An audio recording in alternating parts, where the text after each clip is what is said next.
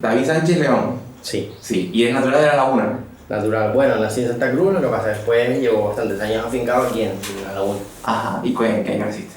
en el 81. 81. ¿Siempre has estado vinculado al mundo de la construcción o has tenido otra profesión? No, en realidad soy maestro, lo que pasa es que después, cuando estaba en la carrera, me gustó el instrumento y bueno, ya empecé ahí a investigar y bueno, a buscar quién me pudiese dar las nociones básicas, ¿no? Porque Sí. empecé yo solo, pero después me di cuenta de que era un oficio bastante complicado y ya pues intenté buscar a alguien que me guiara un poco, ¿no? Sobre todo al principio. Ujú. ¿Y cómo fue tu interés en la música en esto que estabas haciendo? Pues el primero interés fue por los grupos musicales, las agrupaciones Sí. musicales, y después a veces iba a alguna parranda y los veía a los tocadores y entonces pues, ya me empezó a gustar. Y nada, pues yo creo que fue más o menos el inicio, ¿no? de mi interés por los instrumentos y por el timbre en particular. ¿Estuviste en algún grupo? Sí, estuve unos cuantos años en una agrupación folclórica que se llama Taifayeda, Taifayeda. en el Sobradillo.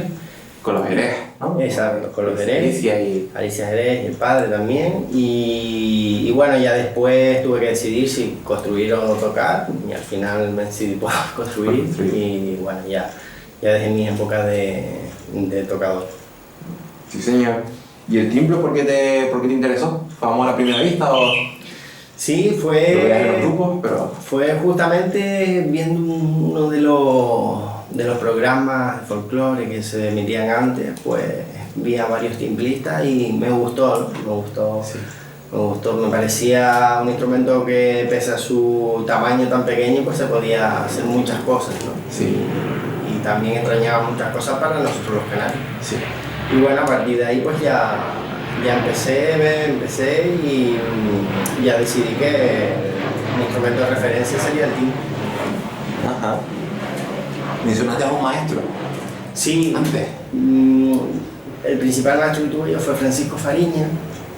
Con él yo creo que aprendí las bases y después, bueno, pues la verdad es que tuve la suerte de poder darle la lata a todo el que me dejó, ¿no? Mingoles, fui a Las Palmas a hablar con Francisco de Rosa, que en aquel momento era un constructor muy nombrado, Quima, Kiki, Antonio Pimienta. Yo creo que no hubo mucha gente que no visitara. Domingo Machado, también estuve en casa de él, Edmundo Betancourt. Sí. Ese no es de aquí de Tenerife. Sí, es de aquí, lo que pasa es que falleció. Ajá. Falleció hace pues, ya un añito y pico. También estuve en su taller y Sindo, el canario, también fui. No sé, visitaba a todos los que me dejaran ir. Y bueno, a partir de ahí pues yo ya empecé a construir mi tipo de fabricación. Sí. ¿Cómo fue tu primer instrumento? ¿Qué recuerdas? ¿Qué dificultades te encontraste? Y... Bueno, el primer instrumento fue como un muro, ¿no? Porque tú vas con la ilusión de construir y ves que no sale. Sí. Entonces, recuerdo mucha ansiedad y frustración. Y ser consciente de que el oficio se trataba de eso, ¿no? De convivir con la frustración y muchas veces con que las cosas no te salgan. Y bueno, y a pesar de ello, pues tener que volver a trabajar, ¿no? Que ahí es donde está al final el kit de la cuestión. Pero tuviste la suerte por lo menos de tener maestros, porque con otros constructores más mayores siempre me comentaban que bueno, que los maestros de antaño eran más reacios a explicar, a enseñar, ¿no? Y ahora hoy en día parece que eso está más superado. Sí, la verdad que sí, yo coincido en una época buena de que la gente pues, no sé si porque veían que no había relevo generacional Sí. o porque ya estaban en una edad que ya estaban listos para enseñar, pero sí, yo la verdad es que no tuve suerte. Sí que es cierto que también después me encontré cosas extrañas, ¿no? Sí. Como taparte el instrumento con una sábana o para que no vieras lo que había dentro, o cosas así que no sirven para nada, Sí, ¿verdad? Sí. Y bueno, después sí que es cierto que todavía queda gente reacia, pero es una tontería, ya con la apertura al mundo, con las redes y con internet, pues ya nosotros contamos con esa herramienta también muy buena porque, claro, la construcción de timbre se basa en la guitarrería. Sí. Porque sí es cierto y que una lástima es que no haya formación aquí específica para construir un símbolo como es el timbre. Sí. Ya esperemos que el primer paso sea el conservatorio y que después ya haya una formación un poquito más reglada que permita pues avanzar al timbre. Cuanto más formación haya, pues el primer beneficio será el timbre, después nosotros, después los timbristas, Sí. etc. Y mira, ¿tus aspiraciones cuáles son? Pues mira, mis aspiraciones son es seguir viviendo el oficio. Sí. No quiero ninguna otra cosa así mucho más lejos de eso. Sí. Que pueda seguir fabricando, investigando y que también todos podamos desarrollar nuestro trabajo en el mismo rango de condiciones.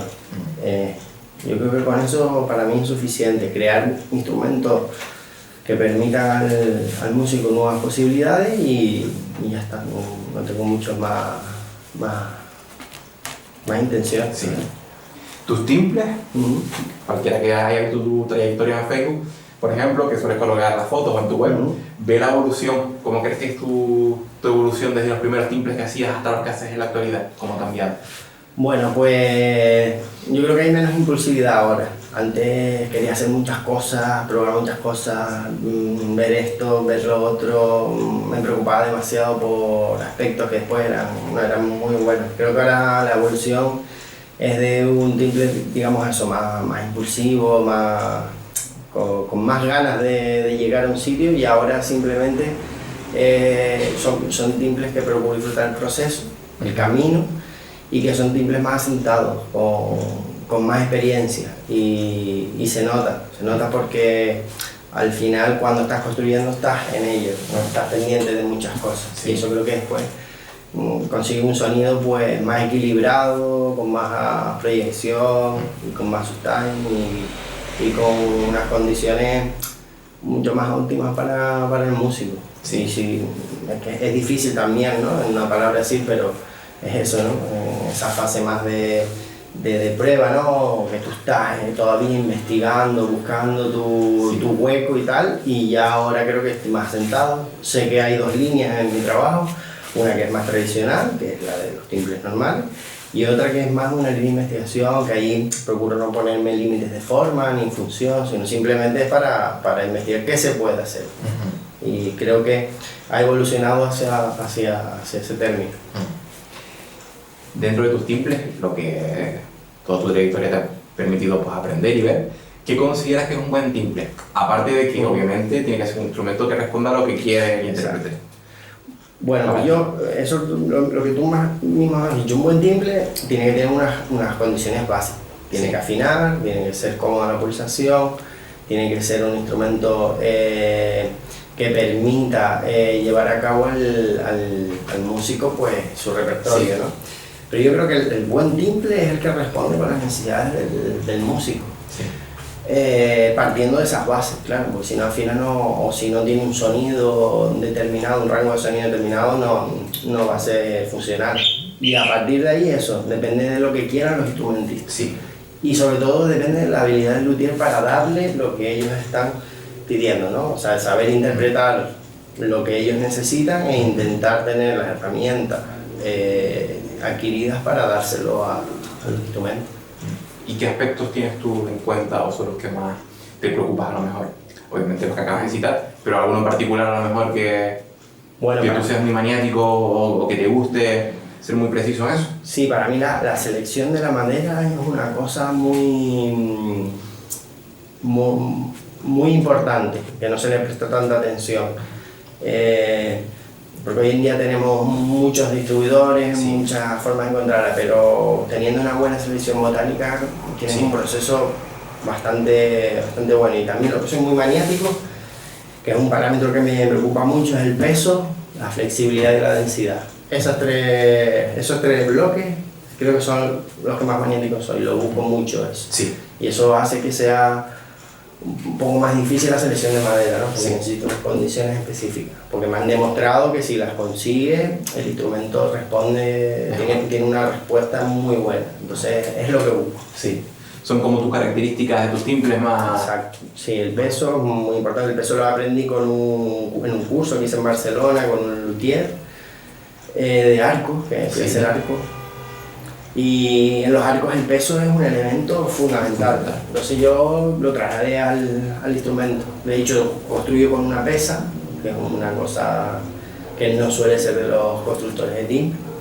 Y es un parámetro que me gusta porque es empírico. No está sujeto a interpretaciones, porque tú sabes que este oficio, Sí.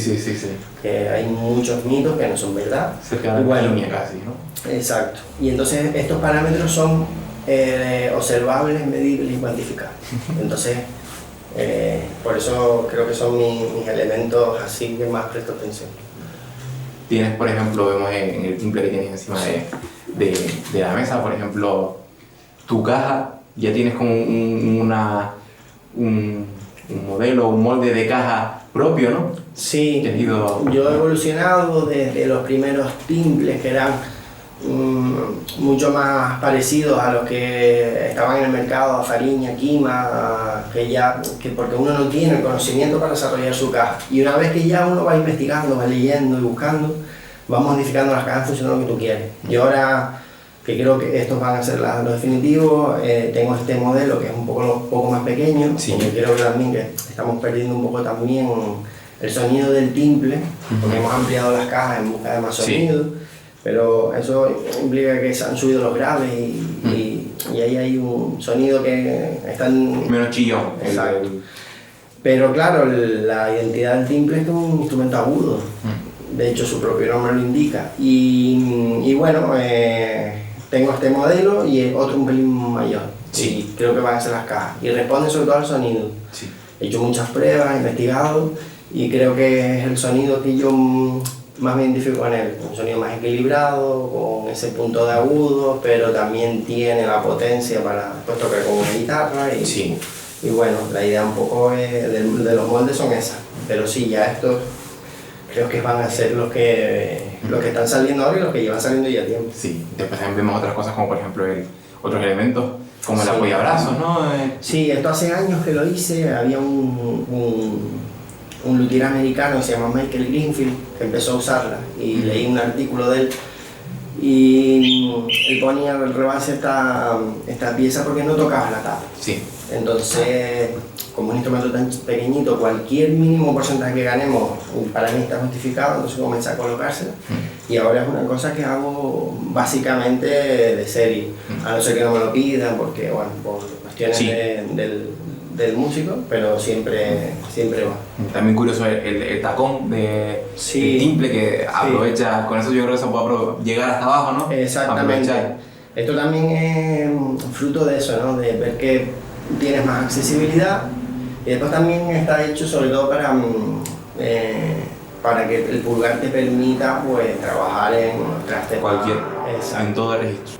Pues nada, el ser cuadrado permite conectar la traba de los micros hacia la boca, sobre todo eso, en busca de un sonido un poquito más natural, que no sea el piezoeléctrico que estamos acostumbrados a la pastilla. Entonces también fue por eso el motivo de ese tacón. Y bueno, eso, aunque sea finito, ya después también me permite darle mayor estabilidad al instrumento, que como no va en forma de cuña, el tacón, la cantidad de material que puedo usar para la unión se aumenta un 25, un 30%. Entonces el aro puede penetrar más hacia el tacón y gana estabilidad, por lo tanto la altura de las cuerdas, la pulsación se mantiene más estable a lo largo del tiempo. Sí señor. Pues, ¿tienes algún referente, aparte de tus maestros, Fariña, Machado, Mingoles, toda la gente que te ha ayudado, referentes en el mundo de la lutería? Hablaste del americano, Pues sí, el primero fue el americano Michael Greenfield, después también hay un japonés que se llama Michihiro Matsuda, que para mí es un referente porque me demostró que un instrumento no solo es una herramienta para hacer música, sino que puede ir un poquito más allá. Y bueno, que el luthier también tiene una parte de expresión artística, se la puede hacer, de forma que la función y la intención no deben estar reñidas. Es un concepto muy complicado, pero bueno, para mí fue un referente, incluso tengo una línea de ese tipo de instrumentos, basada en la arquitectura también, que es mi otra disciplina favorita. Y bueno, a lo largo del mundo hay un montón. Me gusta un canadiense, se llama Thierry Andry, que hace también instrumentos de esa línea como Matsuda, o Elvin Somoji, que fue el maestro de Matsuda. No sé, hay un montón de referencias ahí que tengo como libros de cabecera. Sí. Y después las otras referencias ya vienen de otras disciplinas, sí, como la arquitectura, sí, la escultura, pintura. Entonces lo que trato es de unirlas. Sí. En la arquitectura está Frank Gehry, Norman Foster, Zaha Hadid. La pintura me gusta el Bosco, me gusta Kandinsky, Matisse, Monet. Y después lo que trato después es de unirlas todo. Sí. Y bueno, el resultado son estos instrumentos. Sí, señor. Famosos son tus timbres, por ejemplo, el timbre de carbono que marcó, yo creo que una antes y después, o también los más recientes hechos con lino, ¿no? Con papel de lino, ¿no? Sí, me gusta la investigación con los nuevos materiales. Creo que es una fuente y un recurso que hoy en día lo consideramos un poco extraño, pero que va a ser el futuro y cada vez más escasa la madera y también tenemos que dar un respiro al bosque mundial. Y bueno, sí, he investigado. Hice el timbre de carbono por un documental que vi en un programa muy famoso del Discovery. Sí. Y bueno, ellos hacían unos chelos de carbono y bueno, sí, pues voy a intentar hacerlo en timbre. Y bueno, salieron, la verdad. Y ¿no has vuelto a hacerlo? Sí, sigo haciendo, de hecho sigo usando el carbono porque como elemento estructural es muy bueno. Por ejemplo, mi último cuatro puertorriqueño, sí, lleva carbono, mucho carbono, porque es un instrumento que soporta mucha tensión y me interesaba que la estabilidad sea muy buena. O el bajo que estoy construyendo lleva fibra de carbono. Y es un material para mí normal en el taller. Y después hay otros que también he usado el Nomex, que es un tipo de fibra sintética. También he usado el lino, como tú dijiste, el papel reciclado. Y bueno, ahora estoy investigando sobre una piel transparente. ¿Una piel transparente? Sí, una piel transparente que se hace con compuestos que son biodegradables, una resina ecológica. Y bueno, estoy ahora investigando en ese campo. Siempre me gusta ver qué se puede hacer y cuáles son las posibilidades de cada material. Y he tenido buenos resultados, lo que pasa es que cuesta un poco porque la gente tiene el concepto de la madera, ¿no?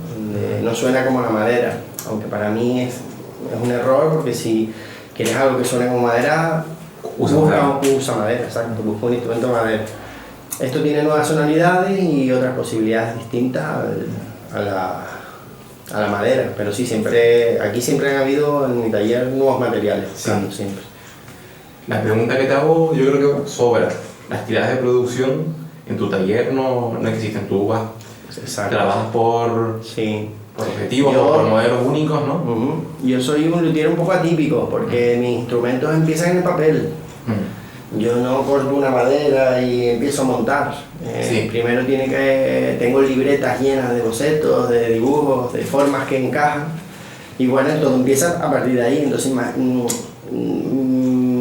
mi concepto de lutería parte de ahí. Entonces no puedo hacer una tirada de 10 o 15 instrumentos. Aparte que me parece muy arriesgado porque cuando estás construyendo llevas 10 o 15 timbres, por ejemplo. En el timbre número 15, con uno ya está un poco vencido, porque son mucho trabajo. Te relajas. Sí, te relajas y un medio milímetro ya no importa tanto. Y es al revés, el medio milímetro ese es muy importante. Entonces la producción muy pequeña me permite a mí hacer caso a eso, a buscar textura, a tener tiempo para desarrollar barnices, para buscar materiales nuevos. Entonces es muy pequeño, lo que pasa es que es muy difícil sobrevivir con ese concepto, porque cuesta, ¿no? El mercado siempre busca una serie de características que tú no puedes responder, ¿no?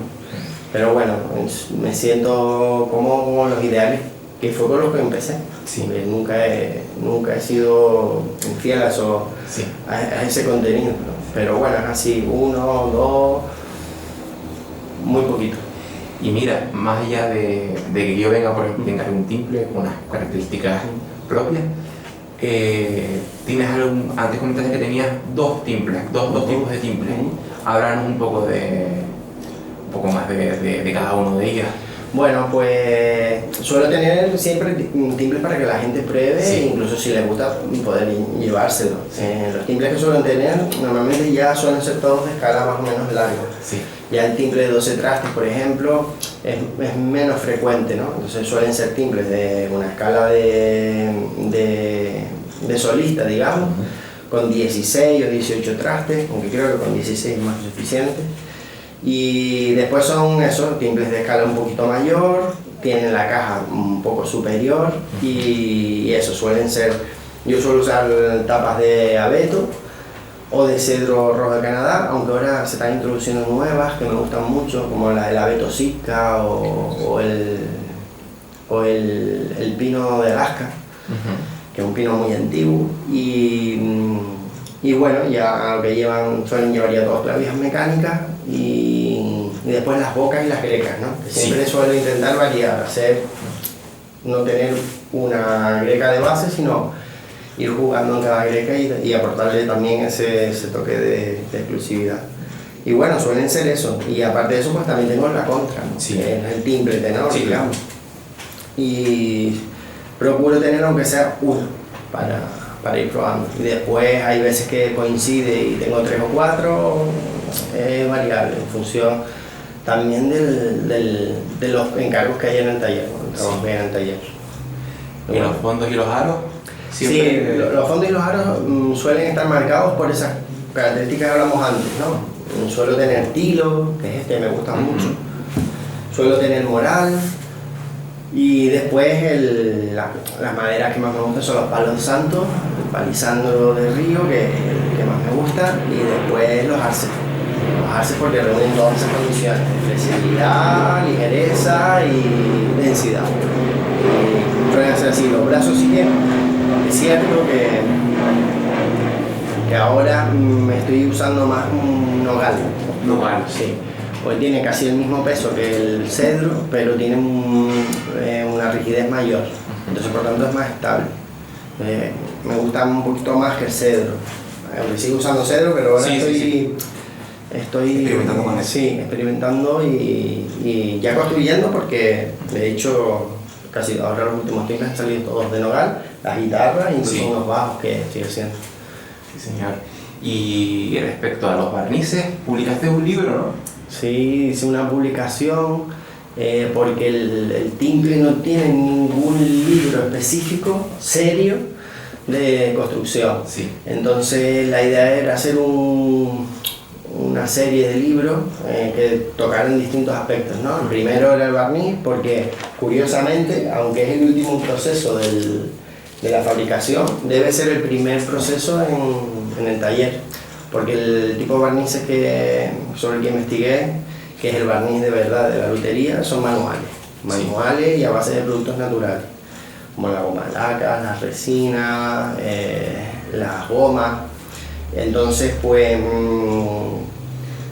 la verdad es que sí, lo publiqué porque creo que era un vacío que tenía el timbre y creo que es un vacío que está todavía sin nada, ¿no? Si tú vas a la guitarra y puedes conseguir un montón de información, de consultas, pero en el timple nada. Y bueno, son barnices de lutería. No solo la goma laca, que es un error que hay de conocimiento, no sé, porque la goma laca con el alcohol simplemente no está considerado un barniz de lutería. Lo que pasa es que nosotros nos fijamos mucho en la guitarrería y en la guitarra sí que es ese barniz, pero no tiene buenas propiedades químicas.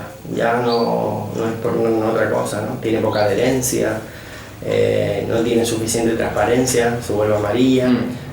Hay un montón de aspectos que ha demostrado la goma laca con alcohol que no es un barniz de lutería. Sí. Entonces el barniz de lutería amplía eso y añade nuevos productos, ¿no? Como la resina LMI que da adherencia, o la resina copal de vanilla, o la tragacando, bueno, un montón de materiales que son flexibles y aportan poco peso. Entonces la cantidad de material sólido, de residuo sólido que se deposita en la superficie es muy bajita. Entonces ayuda ayuda a conservar las propiedades acústicas, porque el barniz en sí no suena, que es otro de los mitos. Sí, el barniz no tiene propiedades acústicas. Lo que sí es cierto que aporta peso, que es uno de los elementos que hablamos antes, y rigidez. Entonces, claro, estas dos cosas afectan sobre todo a la flexibilidad. Sí. Y ahí, por eso nos preocupamos tanto ese barniz. Pero creo que se debe seguir investigando y sobre todo publicando, que los tienes y los constructores de timbre publiquen, porque hay muchas técnicas que ya se pierden, porque muere el constructor, no se escriben y la transferencia oral siempre tiene ese riesgo. Y la verdad es que es una pena. Yo en ese libro intenté rescatar muchas de las técnicas que me comentaba Domingo Machado, sí, o Sindo, o Antonio Pimienta, que también hablé con él, pero después no hay ese esfuerzo por parte de los otros constructores de seguir aportando, ¿no? Y bueno, ahí está, por lo menos ya ahí está eso. Algo, una sí, primera piedra. Sí, exacto, y espero que haya en el camino para los demás compañeros. Sí, señor. En el tiempo que llevas como constructor, con los timbres, ¿te has creado algún proceso de construcción? Es decir, por proceso me refiero al orden de trabajar, al esquema mental. ¿Tienes uno ya bien definido? Sí, tengo uno muy claro. Normalmente yo asumo el proceso de la arquitectura, fíjate. Normalmente hago el boceto, después hago el prototipo, después se hace una maqueta, después de la maqueta pasa a producción. Ese es el proceso que me he seguido, porque todo ese proceso te obliga a pensar en el objeto que vas a hacer, en el producto. Entonces hay un tema de diseño de producto que es que hay que dejar al azar lo mínimo posible. Entonces todo ese proceso tan largo te ayuda a crear digamos, un instrumento pues, muy funcional, eficaz y eficiente. Entonces básicamente ese es el procedimiento. Por eso te digo que tengo libretas llenas de apuntes, de cosas que me vienen a la cabeza y las dejo plasmadas y ya después las retomo y salen de ahí. Y es eso, por eso digo que el taller es un poco atípico en el sentido de ese, ¿no? Que no cojo una madera, viene, la preparo y trabajo. Primero hay un trabajo previo bastante importante para después, cuando viene la madera, tener todo claro, saber dónde van las cosas y cuál es la función de cada cosa. Eso es fundamental. Y mira, ¿tu mercado de timbres como sueles vender en tiendas? No, por lo general no. Claro, por lo general no, aunque tengo cosas en las tiendas, son tiendas que comprenden el proceso, sí, y comprenden cómo construyo yo, se aceptan y apuestan por eso, pero son muy pocas. La mayor, los 90% es a través del taller. Sí. Gente que te conoce bien. Exacto, o de las ferias de artesanía, que hago el contacto ahí, o exposiciones que suelen ir saliendo. Entonces, ese es más o menos mis recursos para la venta, porque claro, son instrumentos diferentes. Y una pregunta que le hago a todos los constructores, ¿algún timbrista reconocido toca tu instrumento? Yo tengo la suerte de trabajar con varios, Benito Cabrera, por ejemplo, Germán López, Altay Páez, Becel Rodríguez, no sé, varios. Domingo también tiene algo mío. En ese sentido he tenido la suerte de poder trabajar con los músicos, ¿no? Y siempre es un motor bueno de cambio y de energía para seguir trabajando. Y también pues te das cuenta de lo que se busca, ¿no? De cómo va evolucionando el timbre, porque nosotros los luthieres y los constructores evolucionamos al ritmo de los músicos. Sí. Los músicos son los motores que cambian. De hecho, el timbre no hubiera sido así sin la demanda de los timbristas. Sí. Así que en ese sentido estoy contento porque siempre es un punto digamos, de modificación y de mejora. Sí. ¿No? También, por ejemplo, con José también hicimos un trabajo con la contra, buscando mejorar con José del Pino. Sí. Mejorar ese instrumento y bueno, es el más claro ejemplo de que vamos al mismo sitio y en líneas paralelas. O sea, en la contra y con el timbre, ¿quién ha sido el músico que más te ha dado la lata o más ha estado encima de ti para trabajar, para hacer la simbiosis esa? Yo con el que más he aprendido es con Benito Cabrera. Con Benito Cabrera. Sí, porque él conoce el instrumento desde todas las facetas que tiene este oficio y el propio instrumento. Sí. No solo constructivamente, porque hoy en día un luthier no tiene que ser preocuparse por hacer un gran instrumento, tiene que preocuparse también por tener un gran catálogo de madera, Sí. por hacer vídeos ilustrativos que sean muy didácticos para que la gente los vea, tiene que preocuparse por hacer unas buenas fotos. Entonces es una carrera que se ha ido mejorando a lo largo del tiempo y complicando también, porque te demanda más cosas, ¿no? Entonces Benito me ha ayudado a entender mucho ese proceso y creo que es con el que más he aprendido y aprendo, Sí. básicamente. Y después ya hay muchos que te dicen 2 detallitos que a ti te sirven a lo mejor también para ir mejorando cositas, ¿no? Sí, o que tiene más el timbre a su semejanza. Exacto, pero también con el que más contacto tenía es con él y la verdad es que creo que con él hemos hecho cositas interesantes. ¿Has tenido aprendices en el tiempo que llevas? Pues no. ¿O te interesa? No, me interesa pero cuando tenga las condiciones necesarias. Y no he tenido porque yo todavía sigo aprendiendo.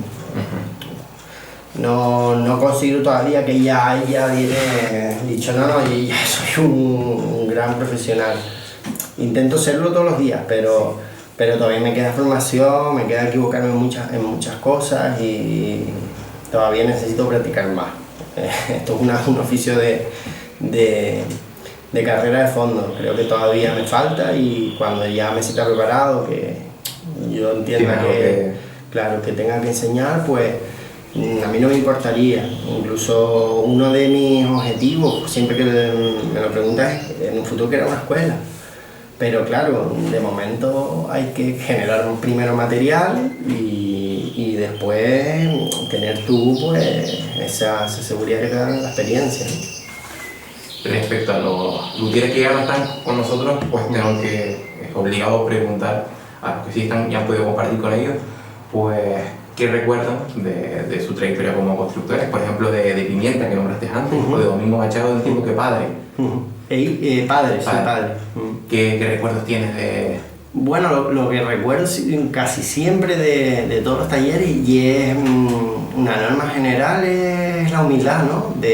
Y el anonimato, que es una cosa muy triste porque son profesionales que aparte de su trabajo se han desvivido por un instrumento y están ahí, están al margen casi siempre de la sociedad, son anónimos y hablando con ellos y eso te das cuenta de lo importante que han sido, ¿no? Por el mantenimiento y la conservación, porque ahora hay un momento en el que ahí está internet, todo más rápido, sí. hay constructores, pero había un punto en el que no y había pocos constructores que estaban dispuestos a escuchar y a modificar su instrumento.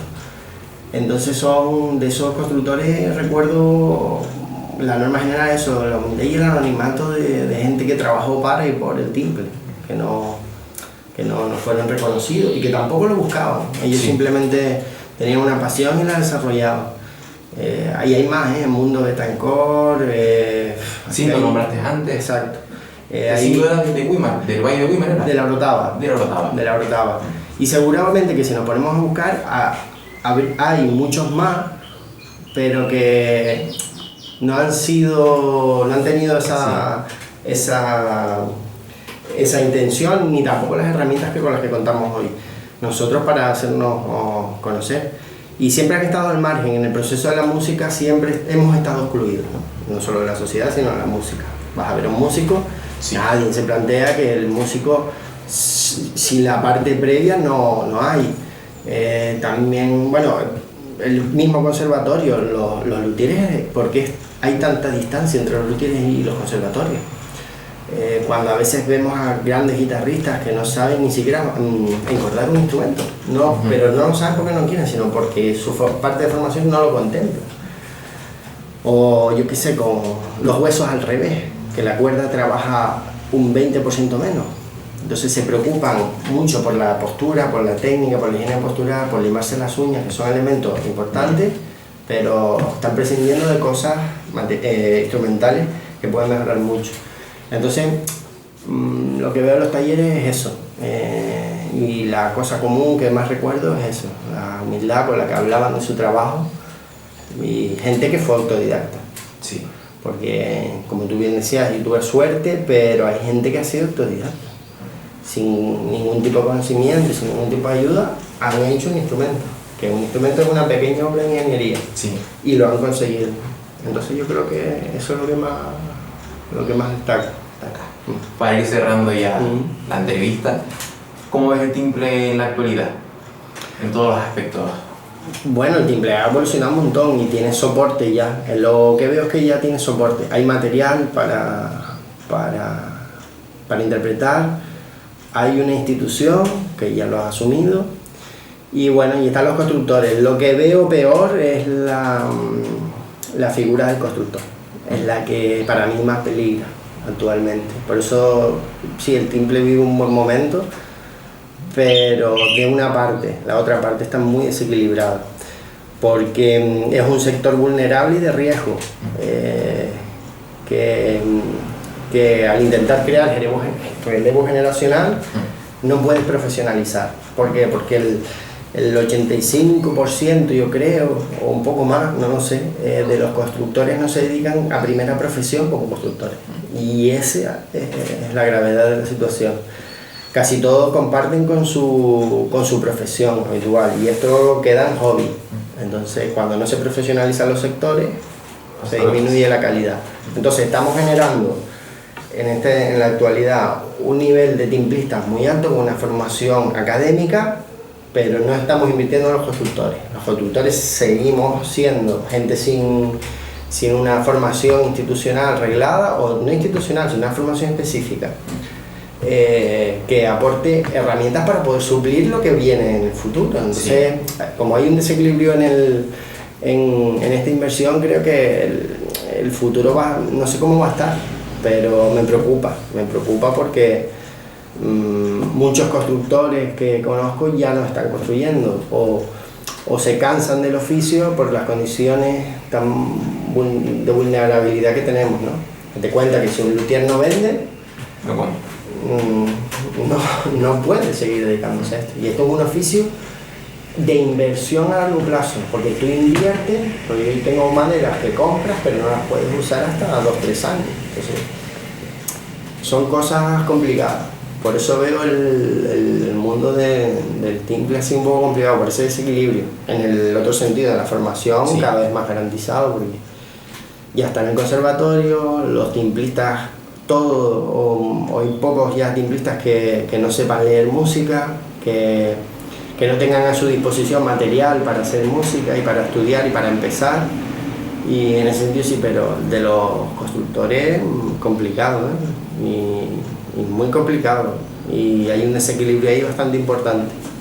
¿Qué opinas de los constructores que hacen grandes tiradas de instrumentos, como si fueran fábricas? Bueno, yo creo que responde un poco a la demanda y a lo que estábamos hablando ahora de esa vulnerabilidad. Necesitas producción para hacer. A mí me parece una opción totalmente lícita. Lo que sí que es cierto que me gustaría que todos los constructores compitiésemos en el mismo igualdad de condiciones, en el sentido de que todos estuviésemos en una situación legal, que pagáramos todos lo mismo y a partir de ahí pues ya que cada uno coja el camino que quiera. El riesgo de la producción industrial siempre es el mismo, no se investiga, no se buscan nuevas cosas, se estandariza un proceso y normalmente cuando se estandarizan los procesos no se asumen las realidades futuras.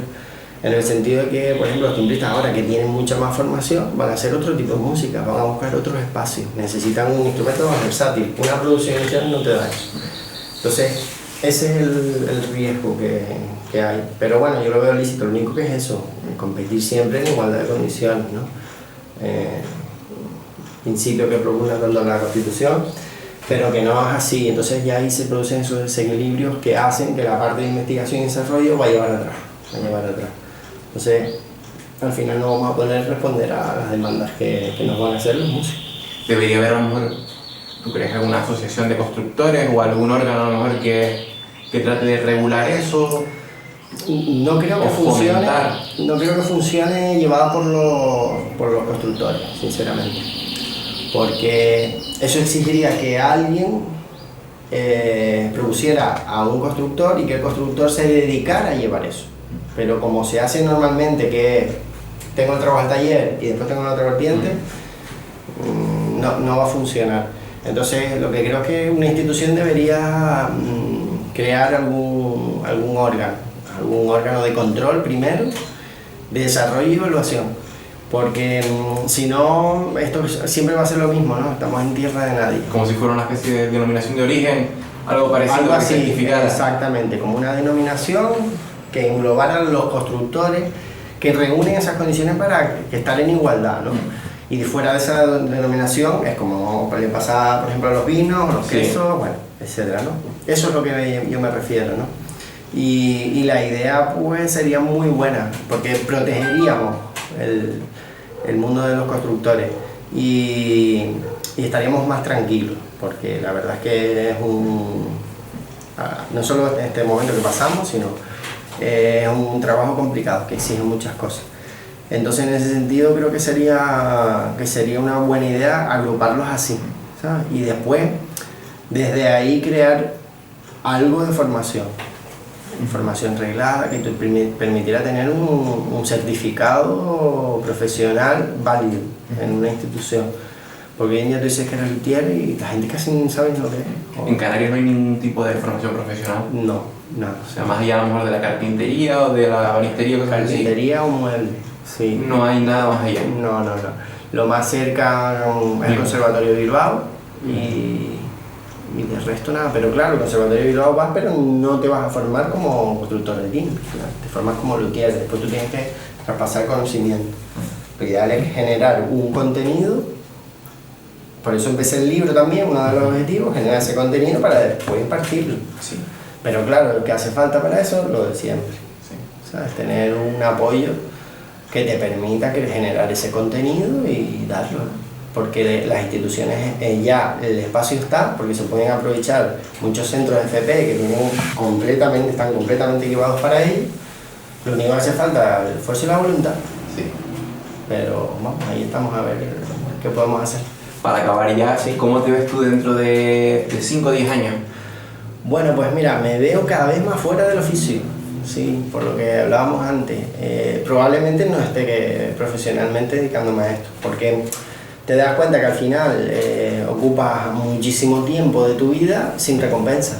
Entonces, y no me refiero a recompensa solo económica, sino que, por ejemplo, ayer lo estaba pensando y no tengo tiempo para hacer nada. Y el tiempo es un bien irreemplazable. Sí.